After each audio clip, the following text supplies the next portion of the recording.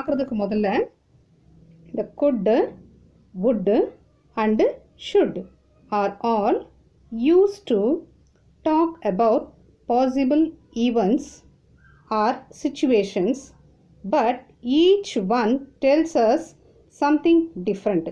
So அதாவது இந்த model verbs model மட்டும் எப்படின்னாக்கா கிட்டத்தட்ட எல்லாமே சேமாக வர மாதிரி தான் தோணும்.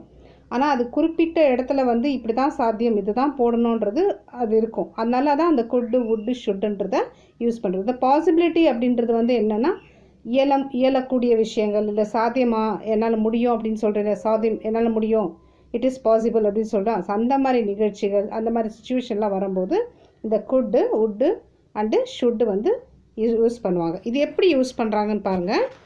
could is used to say that an action or event is possible.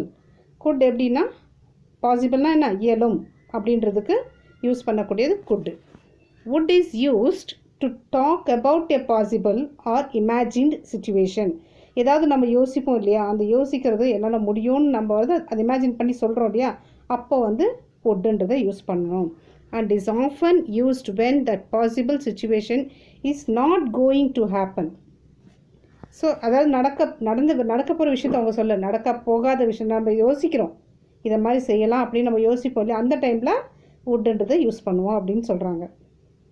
அடுத்து பாருங்கள், should is used to say that something is proper. இது கரெக்டு அப்படின்னு சொல்கிறோம் இல்லையா, அப்போ வந்து இது ஷுட்டு அப்படின்றது வரணும். Or best thing to do, ஒரு நல்ல பெஸ்ட்டாக நம்ம எதாவது கொடுக்குறோம், நல்ல பெஸ்ட் கொடுக்குறோன்னா அப்போ அது செய்யறதுக்கும் அந்த இடத்துல போடுறதுக்கு.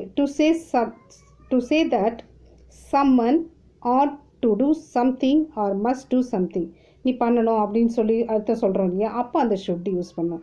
ஸோ இந்த குட் ஷுட் அப்புறம் வுட் இந்த மூணு எப்படி யூஸ் பண்ணணும் அப்படின்றத தெரிஞ்சுக்கிட்டோம்னாக்கா நம்ம அடுத்த அந்த ஃபில்லப்ஸு உங்களுக்கு அந்த இதெல்லாம் ரோமன் நம்பர்லாம் ஃபில் பண்ணும்போது நமக்கு ஈஸியாக இருக்கும்.